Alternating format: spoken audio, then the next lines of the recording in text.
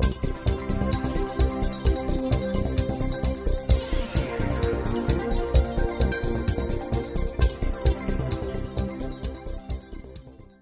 is Minda Wilson with Urgent Care, and my guest today is Marlisa Brown. She is an expert on being healthy and with a special knowledge about the area of gluten-free diets. So, Marlisa, welcome to the show. Thank you so much. What brought you into this field? So I'm a registered dietitian and a certified diabetes educator, and I see probably about 60 patients a week. And sometimes, back I'd say about 2007, I had been in practice for a while. Some people had come in that were very, very ill, and it turned out that the root of all their illnesses had come from a gluten-related disorder, and I was able to help them and get them better. And that in itself was enough for me to start digging deeper and deeper and becoming more and more of an expert at that point. I mean, one woman, she was so violently ill, and she told me, it was all autoimmune, and she's like, I know there's got to be something at the base. She had lost all her hair, and she had a thyroid intolerance, and she was never able to have children because she, they had no explanation for infertility, and she had chronic pain, and once we found out that she had celiac disease, which is an autoimmune disease, and we put her on that, she was too old at that point to have children, but the pain went away. She went off a lot of her pain meds. Her hair started to grow back. It was like, oh my God, like a miracle for her. And I started to really dig in then and learn more about not just celiac disease, but the other gluten-related issues. So it seems in a way that being gluten-free is coming off now more as trendy than it is. So what do you think is is it a healthier diet overall? What has prompted this sort of modern sensitivity to gluten where it really wasn't as prevalent before? It's like a multi-level question. So let me break it down into different pieces. Okay. So the first piece is why are there so many more people asking for gluten-free, and what are the differences for that? Because that's the first piece. And back when they used to think, we'll start with celiac disease, which is an autoimmune disease, which is the inability to digest pretty much the protein that's in gluten. And individuals that had celiac disease years ago weren't really being diagnosed properly, so they thought it was a relatively rare disease. They didn't have as much knowledge on the best way to diagnose it. And so those people were people that you might have heard of that were sick most of their life, and nobody really knew what it was.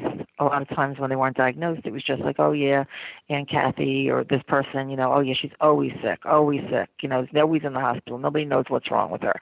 And that was because of poor, diagnostic procedures, and the fact that the doctors thought it was so rare they weren't looking at it as much. As they learned that it wasn't rare and they got better at diagnosing it, more and more people were getting diagnosed with it because they weren't necessarily typical symptoms, so it didn't always shine out that this is what it is. Then they found another point where people that were having chronic stomach problems and some other things like headaches and some other symptoms that they had no reasonable explanation for, but they were always sick. They found that some of these individuals, when they eliminated gluten from their diet, their symptoms started to get better. And so they started doing studies on it, because originally they said, oh, no, that's no crap. They don't need to follow that. They are not celiac. They don't have to go gluten-free. But they said, you don't understand. When I stop eating gluten, I feel better. And it turned out that there was a reason for it. So there's individuals that have something called non-celiac gluten sensitivity. And those individuals, when they completely remove gluten from their diet, the symptoms go away. So those are two medical reasons that is increase of people asking for it. And there's other medical things that have come out too. I don't know if you ever heard of FODMAP. Have you ever heard of FODMAP? It's like No. FODMAP. So FODMAP is a lot of people that are going to the gastroenterologist that are being diagnosed with IBS, irritable bowel syndrome, are being told to follow this low FODMAP diet. They might not even know it's called FODMAP unless they look at the top of the paper the doctor gave them. You know what I mean? They give them the paper, they say follow this diet, but on the top it says FODMAPs. And FODMAPs are different types of carbohydrates that some people have difficulty digesting. And gluten is a high FODMAP choice. So some people that are sensitive to that category, even though they don't have celiac disease and even though they don't have non-celiac gluten sensitivity, may not be able to tolerate a lot of gluten because of the fact that they have this IBS related to the FODMAP. So these are three different medical reasons that the celiacs and the non-celiac gluten-sensitive people can't have any gluten, not even a crumb, where the FODMAP-related people can have small amounts. And then there are diets that are out there that people are following, some that are fad and some have science background that are also low to no gluten. And that's why we hear gluten, gluten, gluten everywhere today.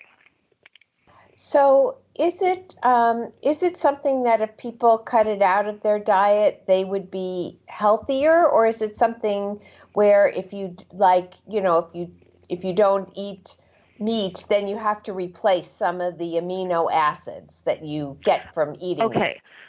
Okay, so we don't necessarily need gluten in our diet, but it doesn't necessarily mean that everybody that gives it up is going to be healthier from it either. And most people, when they give something up, they substitute it with a like substance. So like, let's say I normally eat pizza, which is gluten because it's made from wheat. And it's wheat, rye, and barley are the components of gluten. So if I eat bread normally or pizza normally, and I go gluten-free, I might decide to get gluten-free pizza or gluten-free bread. And the gluten-free bread and the gluten-free pizza is not healthier than the regular pizza or the regular bread. A matter of fact, sometimes because of the different starches they mix in with the gluten-free flours, if you don't get a special type of a blend, you might actually have less nutritional value in some of the gluten-free substitute products. However, if you go to like more of a healthy food choices where things are going to be like fresh prepared, like I'm going to get like a quinoa salad, with chopped vegetables, or I'm going to get more things with beans in it, or I'm going to get, if I have a bread, it's going to be a multi-grain gluten-free bread. It's going to be easier maybe on my digestive system because gluten is a large protein and hard to digest, and it would be healthy. But if I just substitute gluten-free regular pretzels for gluten-free and such, the gluten-free pretzels probably are less helpful. So it's really how you do it, not just what you do. So gluten arises in foods that have wheat, barley, and what was the third thing you said? And rye. Right. And the biggest problem is actually, it's not the obvious thing. Like, you would know that, like, if they made something that was called barley malt, there would be barley in it. But sometimes they add barley as a natural flavoring, or sometimes they'll add wheat in something you wouldn't suspect, like in a salad dressing, or most of the soy sauces, not all of them, but most soy sauces and teriyaki sauces have gluten in them. So you would look at something and not, like somebody said, I had a soup and I didn't put anything in it, it's just vegetables. But did you buy bouillon cubes that had gluten in it? So people usually get messed up from those add-on items when the obvious things they can usually see. So if you're walking down a buffet line and you have celiac or gluten sensitivity where you're going to get sick from a crumb, you can't just look at the food and say, I can eat this. You need much more information. So you can't just go to a party where everybody did a potluck. You have to ask everybody what they put in their recipe. It's socially very difficult, without, full disclosure. So if you eliminate those grains from your diet, you can still eat, like you can still have ice cream, or you can still have, if it doesn't have those grains in it, or you can still if I go to so if you go to an ice cream place where they're double dipping the same scoop to scoop, like they went to the cookie ice cream to the regular ice cream, then that ice cream's contaminated. But a fresh container of ice cream or the soft serve ice cream, most of the time is gluten-free unless they put something in it to change that. So it's really eliminating the grain, the contribution of gluten from the grains. So can you have other grains? Only those. Oh yeah, everything. There's amaranth and there's sorghum and there's teff and there's buckwheat, which you would think has wheat, but it doesn't. And there's different kinds of rices, and there's so many grains and bean flours like chickpea flour or garbanzo bean flour or white bean flour or pea powder. There's so many grains and beans and starches that are made into flours that can be added into gluten-free cooking. There's no limits on the amount of grains. Unfortunately, they use a lot of rice in a lot of the things, and you're not getting a nice variety. You really want to get a variety of grains.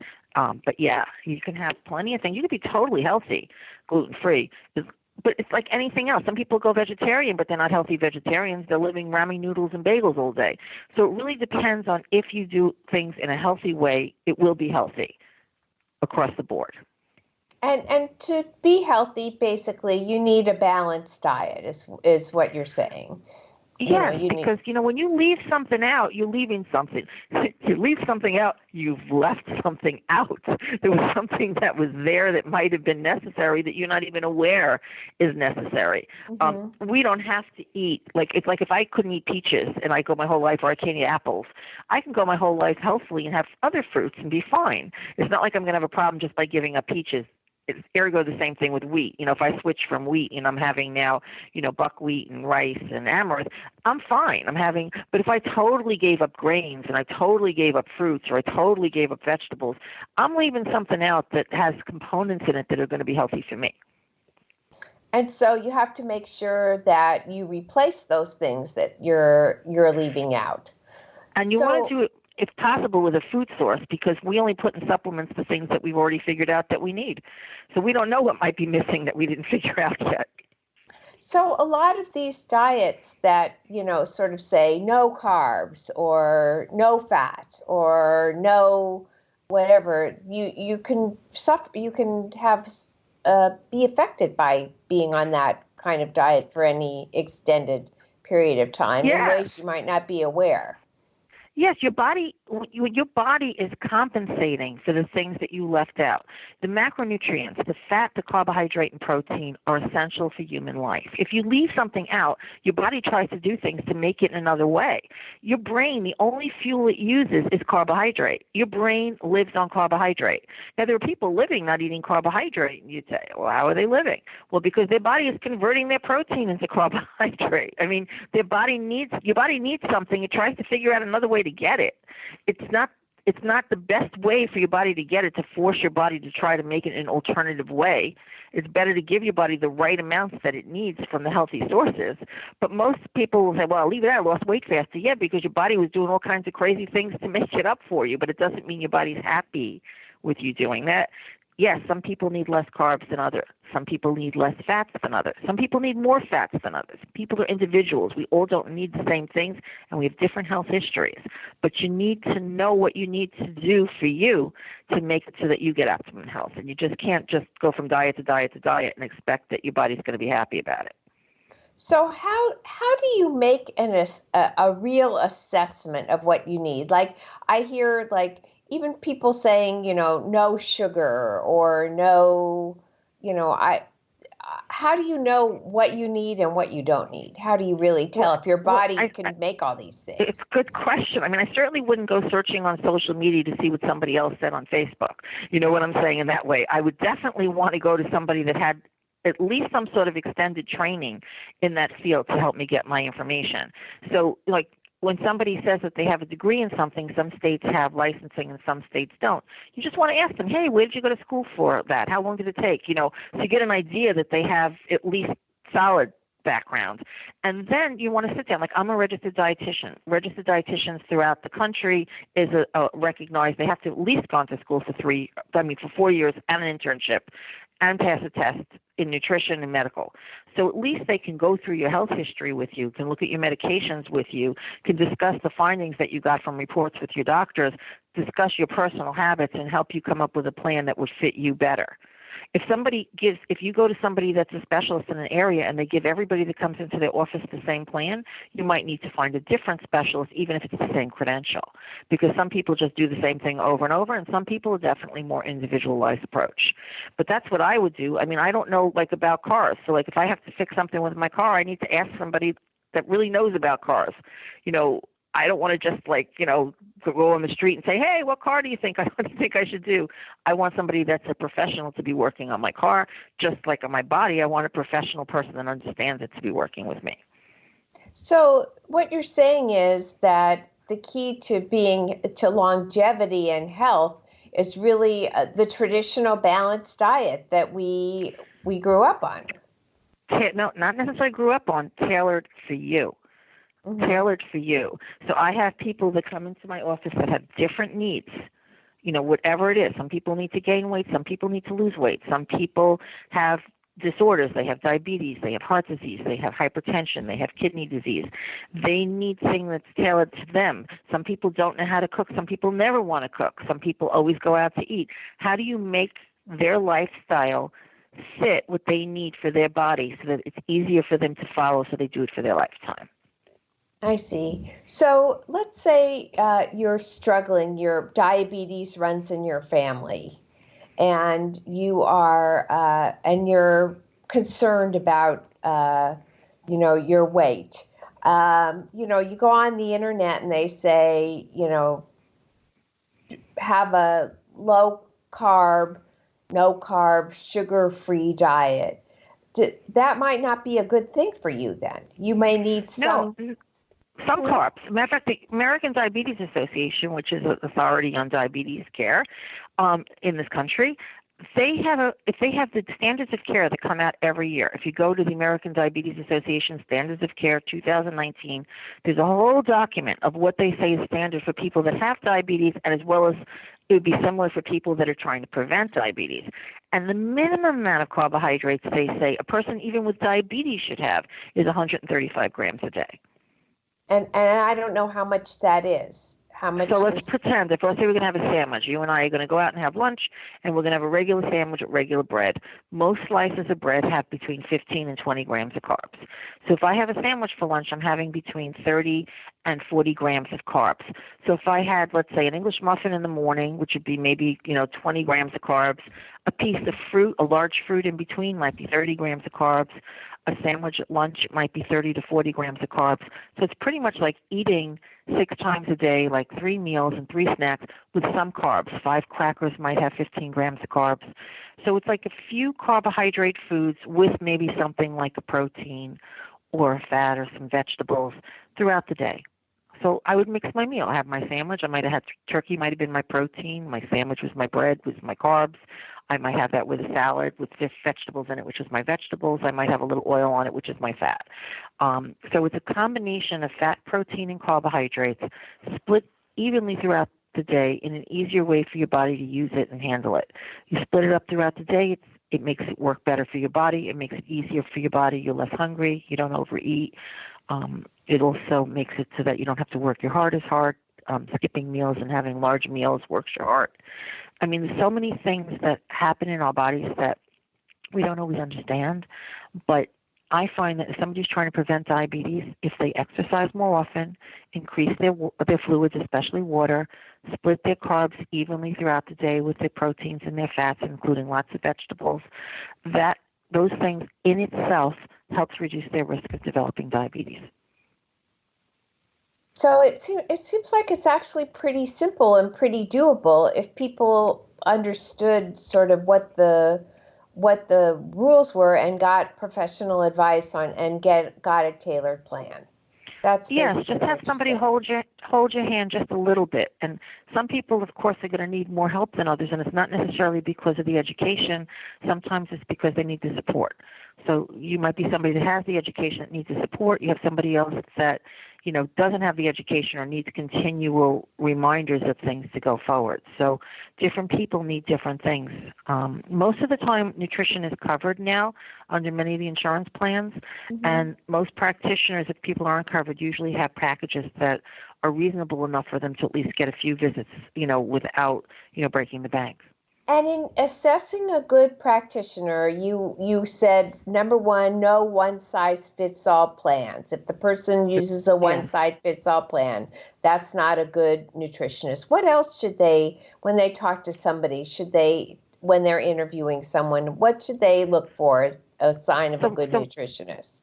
So most of the time when they go to pick an appointment with somebody, they might not get to speak to the person, just like when you go to the doctor. So you want to talk to the receptionist or the person, the secretary that they have. If you're not getting to talk to them, you can just say, what's involved when we have an appointment? How often do they usually see people? Do they customize plans, or do they have one kind of plan that they usually go for? Then I might do a Google search online just to see if other people have made comments. I mean, if there's only one comment online and it's a bad comment, usually people that complain tend to rate more often. So there's only one review, I wouldn't use that. But if you can see multiple reviews or multiple things about that practitioner, some people have done a lot of community things, have done a lot of presentations, have done a lot of workshops, and there'll be a lot of information about them. And you'll be able to, if you go to their website, there should be information. Sometimes they have a mission statement that they'll list, and you get a feeling for the person. You don't want to go to somebody that looks like that they're just going to be completely in one direction and push you. Like, let's say you're happy at a meeting medium weight. Let's say your ideal body weight is 130, but you're happy at 150. You don't want somebody that's going to try to push you to be 130 because that's what the charts say. If you're happy at 150 and that's what you want somebody that hears what you say, not just hears themselves talk. Because your point you made was you have to be physically fit and act and be able to be active and comfortable in your body. That's basically what you're saying. You want to achieve what makes you feel good about yourself, not what somebody else's ideal of what you should be. Yeah, it's a very good point. Well, this has been really enlightening for me because it takes away the pressure of, conforming to fad diets or other people's expectations of how you should be eating or, what you should be doing. And it also recognizes the thing that's really important is that if somebody really has a sensitivity to this, it's a serious problem. It's not a fad. And take them seriously. Yeah, they should be considered. If you have celiac disease or any of the other issues surrounding problems related to gluten, they should be taken seriously, just like someone with a peanut allergy or anything like that. I mean, it's sort of in the same category. Medical condition is a medical condition, and people need to understand that and treat you appropriately for it. Well, I hope you'll come back and talk to us again. If somebody wants to reach out to you, what's the best way for them to contact you? Okay, so I have TWellness, TWellness.net is my regular business website on Facebook, and also on Instagram, Marlisa Brown 8. And so if you're looking for someone to speak to this subject or you're looking for a consultation, please reach out to Marlisa Brown. She'll take care of you, the person, in a plan that's just appropriate for you. This is Minda Wilson for Urgent Care.